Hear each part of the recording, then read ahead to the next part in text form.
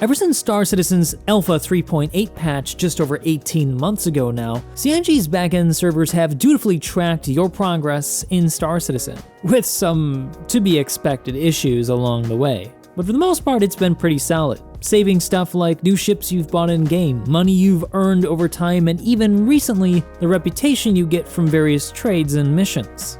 But in just around a month from now, all that's gonna go poof. But don't worry, it's a good thing. And I'll tell you why in this video. Just like today's video sponsor, NordVPN, is a good thing if you want to protect your identity while you're browsing the interwebs. I've also got my own portal for it, nordvpn.com/morphologist. As many of you already know, I'm in Taiwan working on an architectural project, which can cause a lot of issues for me when I'm trying to deal with my day job for stuff back in the US. So when I need to access an IP-restricted website or even watch my favorite show on a well-known streaming service, I use NordVPN because it just works. So if you're looking for an excellent VPN, be sure to check out NordVPN right now by going on over to nordvpn.com/morphologist, where you'll get a huge discount on a 2-year plan and you'll get 4 additional months for free. If you don't like it, you can always get your money back with their 30-day money-back guarantee.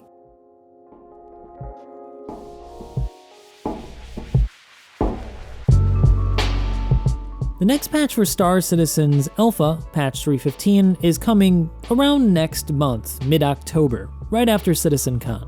And with it is a huge list of new features that are going to completely upend the way that we've played the game up until this point. Starting with big elements of a Death of a Spaceman, which involve us not exactly dying when we go down, but being put in a down state that can be revived by other players should they be in the vicinity or should they be called to revive you. It also incorporates various types of injuries that can only be healed at different levels of care, going all the way up to the most serious that can only be healed at hospitals such as this one in New Babbage. But what makes this even a bigger deal is that if you choose to go back to the hospital and not be revived, you're going to end up leaving your inventory with your body. But in order for this to happen, CIG needs to roll out their persistent inventory into the patch. And that means your inventories are going to have to be reset. I know many of you may be really upset at this point, and you may be ready to uninstall Star Citizen, but before you freak out, let me go through the news and go on to explain afterward why this is actually a really good thing for Star Citizen, especially if CIG decides to execute on this opportunity. In a post today by CIG's Jake Acapella in the Spectrum forums, it was announced that they would be wiping the long-term persistent database as of 3.15. He explains that in 3.15, instead of having persistence be monolithic, they're breaking it into 3 parts: your money, your reputation, and items that you've earned like ships and armor. This is so that in the future they can wipe these different parts separately without affecting persistence as a whole. He also explains that this would serve to fix some issues that some players have been having with their inventory, such as things disappearing or being weirdly disabled. But more importantly, this is necessary for them to integrate the new localized inventory system coming online in the new patch. To reiterate here, this means that all of the ships you've earned, all the money that you've earned, and all the items you've purchased in-game since 3.8, 18 months ago, are going to be erased from the persistent database. This of course excludes any items earned through special events such as the Xeno threat, and stuff like things you've purchased on the website, such as pledge ships and Flare. Jake explains that there's also a benefit to this in that it's going to reset the playing field for a lot of players, as some have accumulated vast amounts of wealth through various means such as exploiting or just playing for a really long time, potentially doing damage to the market at present. He also says that putting players on a level playing field would provide data so that it could be used for exceedingly important stuff like Death of a Spaceman, full persistence, server meshing, and other key pillar technologies that are going to be coming online in the near future. Now, if I'm honest here with you guys, I definitely see where they're coming from when it comes to data for a lot of players in the universe. However, there are a lot of people with a lot of accumulated ships that they bought with real money, and those people are certainly going to have an edge on those who don't in the verse, so it's definitely not going to be an even playing field for those of you who have a lot of ships. But it will matter for stuff like reputation, money, and, this is key, for items earned in-game. And this, ladies and gentlemen, is where the potentially very good part comes if CIG executes on this opportunity when 3.15 goes live. Give me a second to explain.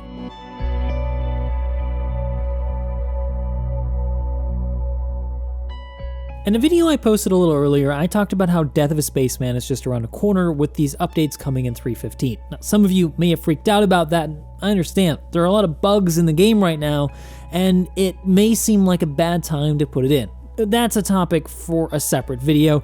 I think it's always good to add more features regardless because there's always going to be bugs, but like I said, other video. One of the biggest issues right now with dying in Star Citizen is that there just isn't really any risk. If you die, you respawn back in Hab and you have everything you had before. So, why not backspace for convenience occasionally if you're just done mining on a moon and you wanted to get back to Lorville, for example, without having to fly? Well, you just have to kill yourself and you'd be there right away without any consequence. Now, this convenience might be nice, but it does break the game in some really important ways. It kind of eliminates the danger that the game poses when you go into dangerous areas such as, say, Pyro in the future or Jumptown in the upcoming Jumptown 2 event that they're going to be having on the servers from here on out. And this inevitably changes the way that players behave in these situations. Without any consequence, there's no need to worry, there's no need to fear, and thus I would argue that the enjoyment of the process is therefore diminished. Virtually every classic video game that's ever been released has a set amount of time that you can die before game over, and Star Citizen really should be no different. The updates in 3.15, which cause you to leave your inventory where you died, is a good step in that direction, but ultimately there is an underlying issue that would still be present if the game were to be exactly as it is now come 3.15, and that has to do with items. Right now, virtually any weapon, any set of armor is easily purchased at any of the stations and rest stops around the universe. Sure, there are some subflare items, but for the most part, people don't have access to rare items. Rarity doesn't even actually exist. And thus, even when you die in 3.15, you can be rest assured that you can get an identical set of items from your nearby rest stop pretty much right away if you haven't already stocked up on hundreds of them to begin with. So then even if you die, there is really very little risk or pain. It's an inconvenience, yes. It's a time sink, yes, and it's gonna suck. Yeah, probably, most definitely. But ultimately, it doesn't hurt that bad. But here's the opportunity that CIG has if they capitalize on it in this patch. This is a great opportunity with a reset to make some items only earnable in the new loot boxes coming online in 3.15. And those are the loot boxes you find in caves, by the way. I'm not talking about ones you buy on the website. I'm talking about creating actual item rarity inside of Star Citizen 3.15 simply by removing some of them from the shops you could buy in the game and putting them in various locations discoverable around the universe, or perhaps even on some of the NPCs that you can kill. This, of course, would kind of fix the issue of feeling like you're losing something rare if you die, if you can acquire rare items. But an even better result of making some items rare in 3.15 would be to finally create a sense of, to quote a very undesirable individual, a sense of pride and accomplishment. But for real, when you finally find that really cool helmet you've been looking for, or that rare set of armor off of an NPC that just sometimes spawns in one of the bunkers you can find on Hurston. Or when you finally get your hands on a grenade launcher, which probably shouldn't be available to civilians, should it? And it really is a good opportunity to try to fix some of the issues that we have with the lore in the game right now. It really doesn't make any sense that you can buy the highest end military equipment in any rest stop in the game. I mean, you could go pick up a shoulder-mounted railgun that can take out small ships in a single shot at the truck stop. And that's equivalent to stopping by your local gas station while you top off and heading in to grab a pop and, oh yeah, a Stinger missile as well, so you can shoot down the nearest something. I'm afraid I'm going to get demonetized if I get too specific here, but you get the point. So that would exponentially increase the value of these items when you find them and make it really exciting to do so, whereas right now it's just like, whatever. It also gives them the opportunity to make some ships only purchasable through the in-game reputation system, such as the bounty hunting ship through bounty hunting, or some of the tanks maybe through doing enough mercenary missions. Not that I think that it would come in 3.15, but at least the door's open to something like that. But if anything, this wipe is definitely going to make me want to play more because I've already accumulated a lot of wealth. Having all that reset is going to encourage me to go back and try to earn some of the ships that I no longer have, and maybe even get some of the cool items that you can now only get through playing the game, which is what I really want to see them do. But what do you guys think? Is there something I didn't mention in this video that you think I should have about the reset? Maybe there's something that I overlooked that could also be really cool that they could do with this new reset in the patch 3.15. Let me know down in the comment section below. And of course, if you want to support me and you're looking for a great VPN, don't forget to head on over to nordvpn.com/morphologist, where you can get that deal on that 2-year plan with 4 extra months free. That's all for now, guys.